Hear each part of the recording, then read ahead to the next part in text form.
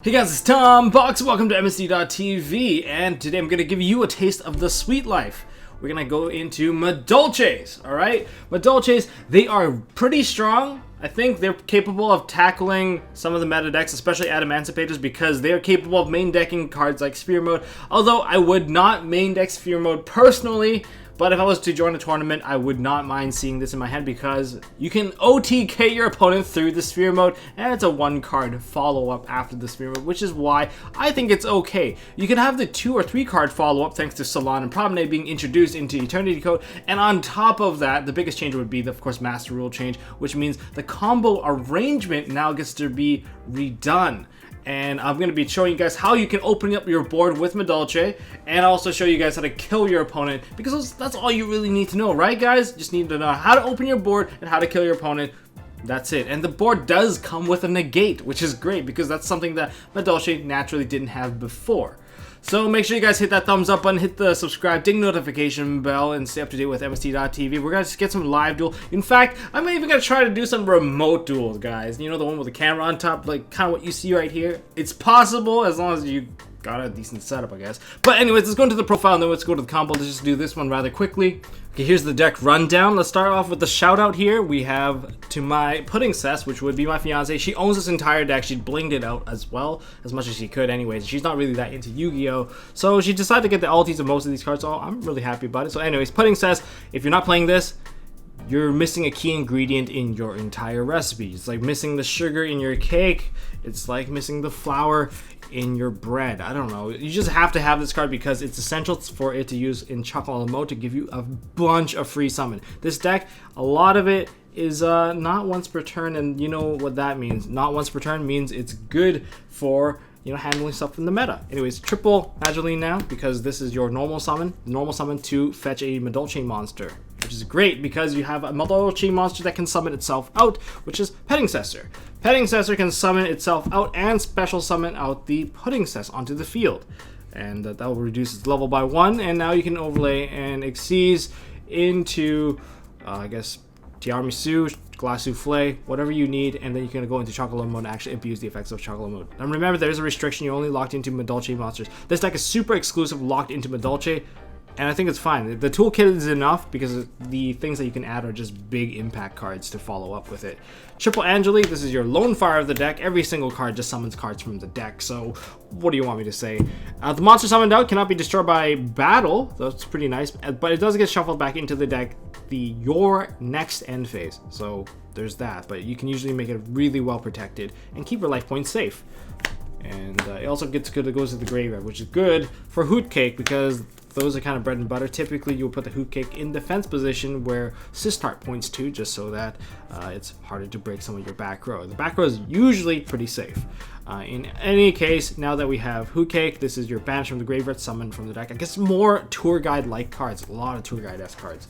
But this one's level 3, so it's a little bit harder to use, but it is a beast. It's not a wing beast, which means that Messengelado can trigger its effect to add a Madolche Speller Trap from the deck to the hand when it's special summoned out from the deck, which is really amazing. I actually want to run the third copy, but I can't because we know that the third copy means Brick City, so I just decided not to do it. But if you open with one in your hand, it feels a little bit awkward still because you don't get the full combo.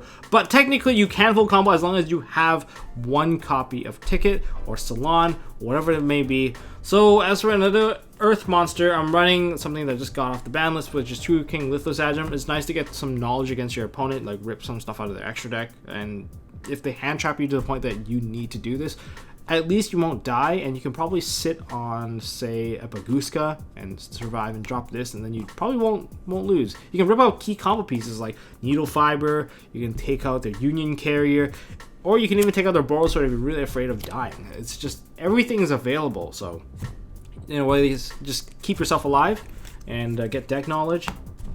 And then for the remainder, we have Double Gamma Seal. You notice I'm not really running hand traps that go to the grave because Petting Cesser can't have monsters in the graveyard to activate, and that's really key because that free summon is essential to get things going. So that's why I'm running board breakers rather than say like hand traps to kind of cripple a setup. So yeah, Double Gamma Seal. You can shuffle these back to your hand from the graveyard if you're using Glass Souffle's effect while you have the Chateau. And speaking of Chateau, now onto the spells. Double Chateau, you can play a third one. The very misleading thing about Chateau is it just looks like it's an attack booster and makes stuff go to your hand. And it also puts everything in the graveyard back into the deck. But this is just technically just more free summons out of the deck, because if the Chocolate Mode's on the field, it's going to proc, and for every copy you play, it's just more summons like coming out from the deck, which is why it's super powerful. And that's why I really like it. That's why you can even run 3 and it doesn't feel that bad, because it's generating monsters. It's just a really hidden part of the effect of that card. Paired with the Petting-Cessor, but the Chocolat Mode. Double ticket, you don't need any more. As long as you open it with one of these spells, you have your entire line of play, just as a bonus. But it's just nice to have. This one special summons stuff from the deck in attack position if you control a fairy-based Madolche monster, which is cool. But on top of that, it's mandatory, and you can also add cards to your hand instead. But since all your Madolche monsters, when they die by your opponent's cards, they get shuffled in, so you always get your effect anyway.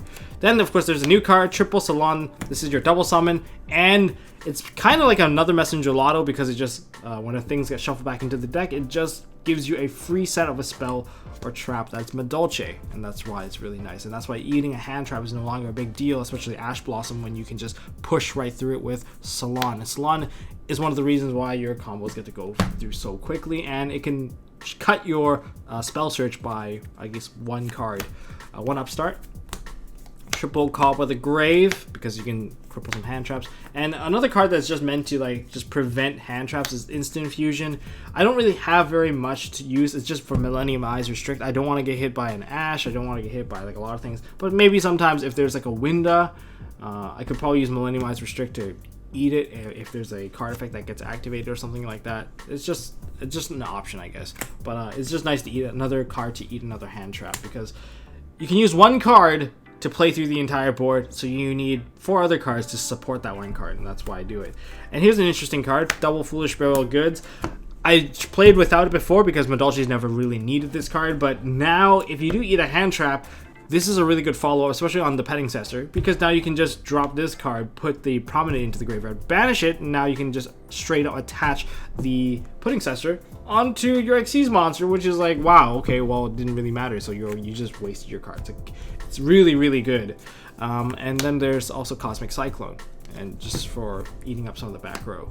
On to my traps, Double Promenade. This is your generic negator that negates a card face up by returning a Madolche card, I believe a Madolche monster on the field, or one in the graveyard back to your hand. You just have to have a target, and you'll just negate the face-up card. You can banish this card to attach an Xyz material onto one of your Madolche Xyz monster, which is really nice. But you can only use either or effect, but not both on the same turn. That's why I run this. It's really good, and you can actually set it up, and you can even cycle this card into the other cards, double evenly matched, because I want people to have high impact stuff that they would negate or bait. Even if they don't negate it, which is even better, I get to wipe the entire board. And then triple impermanence. You notice the sleeve color is different because I pulled it from my Orcus deck, and it's getting a little ding, so I'm a little upset with it.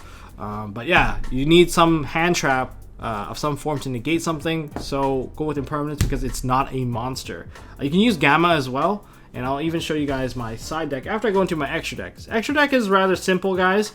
Triple Tiramisu, alright?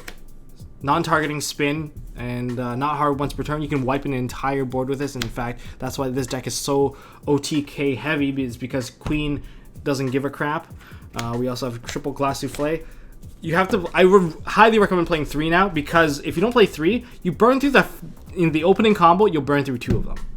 One will get banished and one will be on the field. In other words, you only have 1 left. If you want to interrupt your opponent's graveyard, you're going to need Glass Souffle, and it's really useful too. It protects your cards, and it's getting just overall well-rounded, especially with the new combo when you can rearrange it now. Triple Chocolat Mode. Alright, this one is just your free summon engine. It gives you 1 free shuffle back in, but I think the key thing to note is that the summon effect is not once per turn. That's how you spam your board. And it does go to 3k, so it can break some pretty big monsters.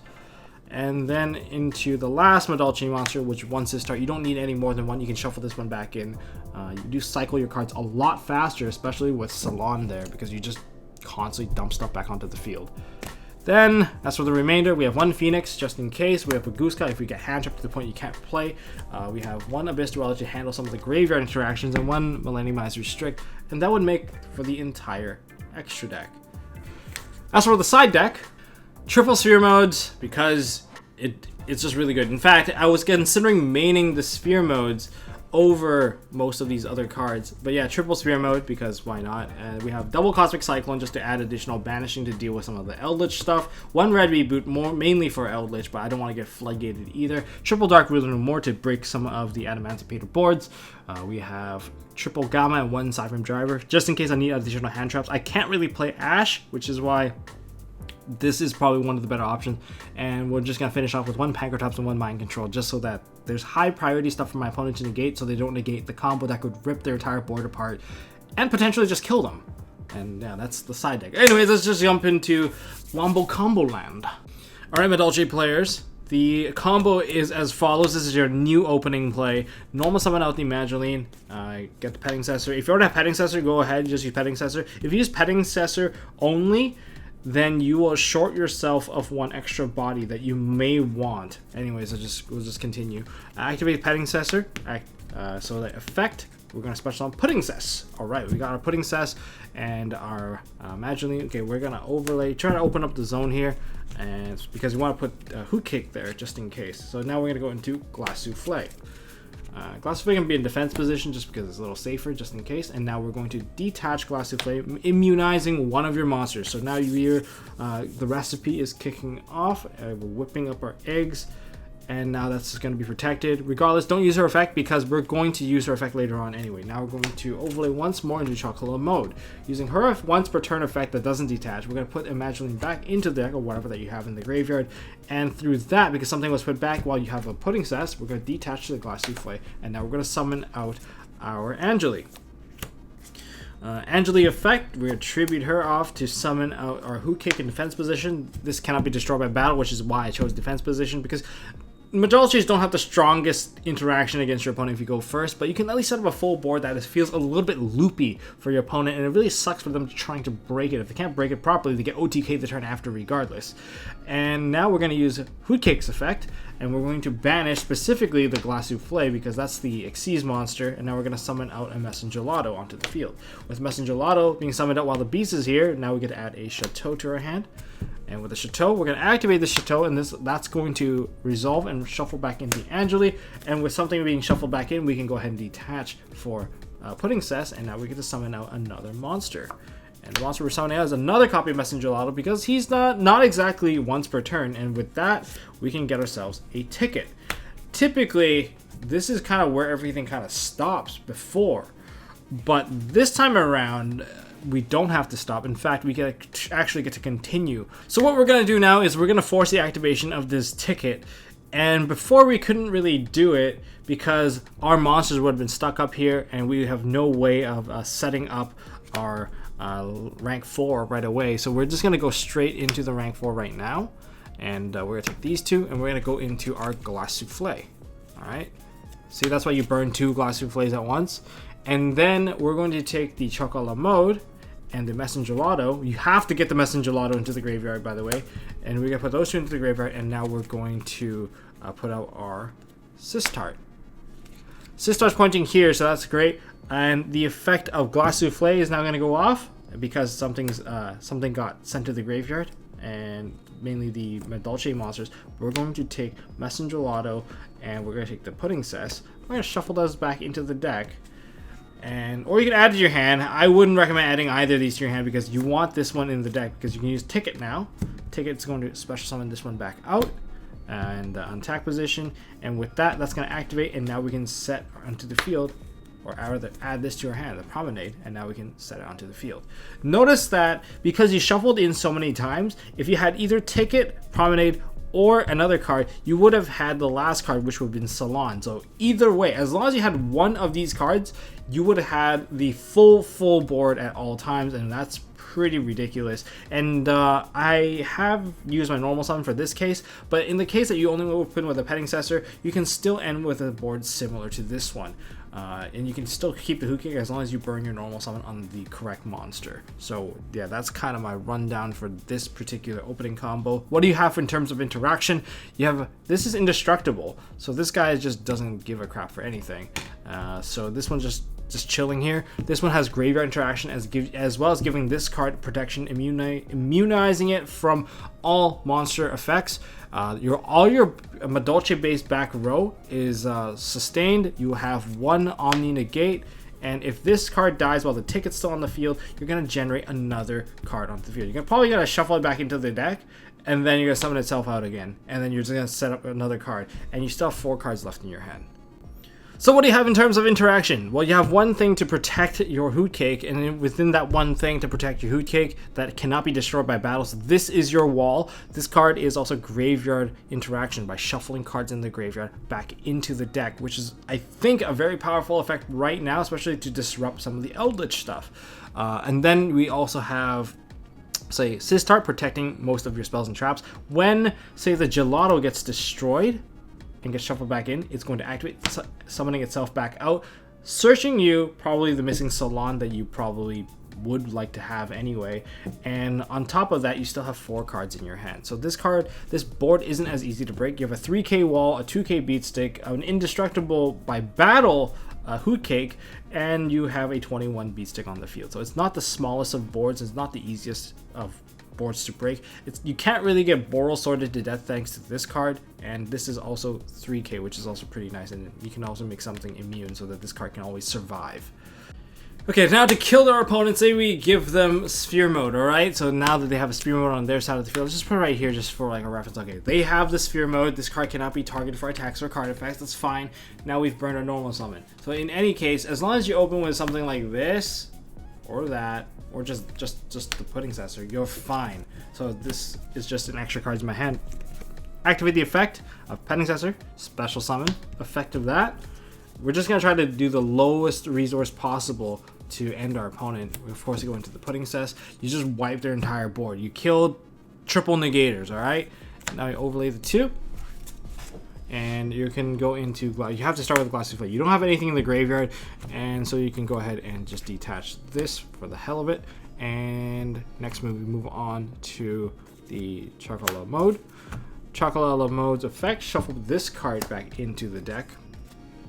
And that's going to allow us to activate the effect, detach. We're just doing the same combo as before, except that we're going to go into a much more aggressive angle. Now we're going to go into the Angeli. So Angeli gets summoned out onto the field, and we're gonna activate Angeli, summon out Hoot Cake effect. Yes, this part's basically all the same. We have Messenger Lotto. Messenger Lotto is gonna get the Chateau, and we're gonna activate the Chateau. This gets shuffled back in, and now we're gonna detach the Pudding Cess, and now we're gonna summon out second Gelato. Even if you don't have second Gelato, that's more or less fine. Here's the second Gelato, and through that, we're going to put onto the field Salon. We don't need an extra body right now. We're just gonna use Salon right now. And with Salon, we're gonna activate it. Take the 2 Messenger Lottos. We're gonna go into with the Queen, and we're gonna detach. Put these 2 cards back into the deck, and that's going to proc Salon. And this, of course, this we're just gonna spin it away back into the deck, and this one is going to activate now, and it's going to give us another card. So you can set up like negation, or you can set up your ticket to get sent to the field. Go ahead and activate it. In terms of damage, we can just stack on top another Chocolate mode. This is 3k, 3k, this is 8k, this is 8,000. You can just punch him in the face. You've got it. In the case that you need extra damage, there's like an extra body that's still left on the field. Instead of going for the Salon, just go straight for the ticket. If you went for the ticket, you can summon out another body. And if you can summon out another body, then you can just summon out this again. And Messenger Lotto is going to activate. Messenger Lotto is just going to set up your Promenade. and now you have a 21 beat stick on top, and you can still push again. So everything is always enabling you. And one of the best things about this is that you have a problem, and you can activate prom, put it into the graveyard, and then during your turn you can banish it, and you can just straight up just put the pudding says back onto that. That's just gonna give you a bunch more free summons to follow up, which is actually really nice. So you get to negate something and you get a problem, or you just OTK them straight up. So you just dropped sphere mode on them and you killed them. So that's why I find this deck to be very fun. But wait, there's more. If you guys haven't checked it out already, there's a tiramisu recipe video that I posted a while back, and since this is Madolche, I'm gonna, of course, bring that one up. You guys can go check it out after this video if you're really bored and you want to make something delicious for yourself, something nice and sweet, just as sweet as throwing a sphere mode onto your opponent and watching them cry as you OTK them through that sphere mode. Go check out that video as well. It was uploaded at a really weird time where YouTube was kind of down at the point, but yeah, go check it out. The tiramisu video. And yeah, you can see Tombox making food once again. Anyways, until next time, don't forget to hit the like, hit subscribe, ding notification bell, and I'll see you guys in the next one. See ya.